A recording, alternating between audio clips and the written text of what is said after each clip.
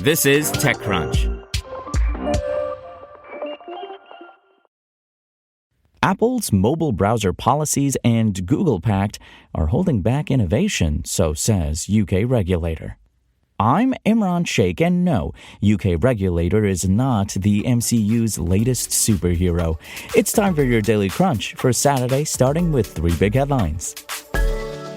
Revolut, the London-based fintech unicorn, shared a few items on the company's 2025 roadmap at a corporate event in London on Friday. One of its main focuses for next year will be the introduction of an AI-enabled assistant to help its 50 million customers navigate the financial app, manage their money, and customize the software. Given that artificial intelligence is on everyone's mind, the move isn't surprising, but the AI assistant could definitely help differentiate Revolut from traditional banking services, which are slower to adopt new technologies.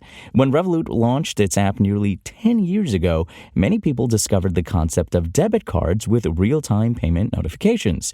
Users could also freeze the card from the app. In the future, Revolut says it plans to add facial recognition features to its ATMs, which could help you authenticate without the usual card and PIN code protocol. It's going to be interesting to see how it implements the tech in a way that stays on the right side of European Union data protection rules, which require explicit consent for use of biometrics for ID.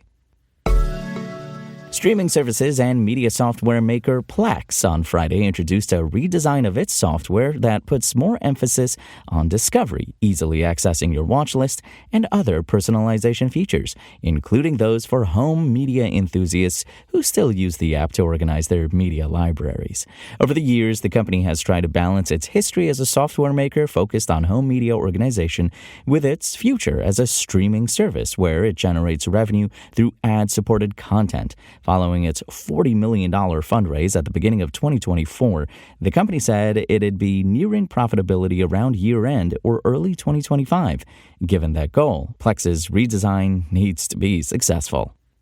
An inquiry group set up by the UK's antitrust authority has provisionally found that Apple's policies are holding back innovation in the browsers we use to access the web on mobile phones. While the report focuses substantively on Apple, it also highlighted a revenue-sharing agreement with Google, noting that the duo earned significant revenue when Google Chrome is used on iOS, which reduces their financial incentives to compete.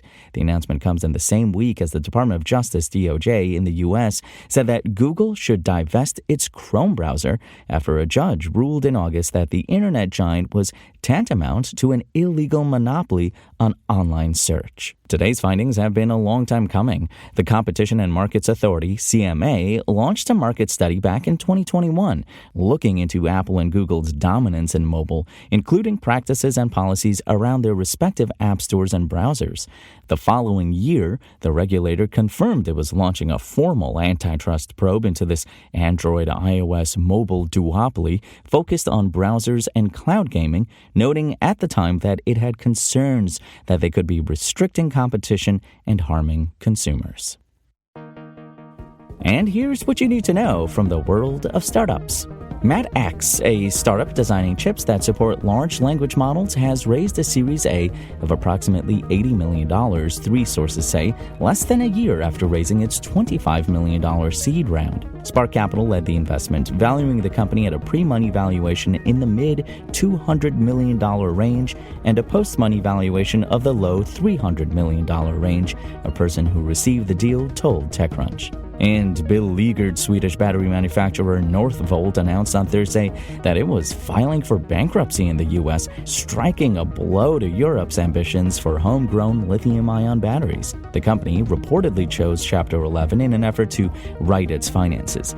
In the wake of the filing, co-founder and CEO Peter Carlson resigned, though he'll remain on as an advisor and a member of the board. The company had raised $14.26 billion, according to PitchBook, including a $1.2 billion round in 2023 to expand operations in North America.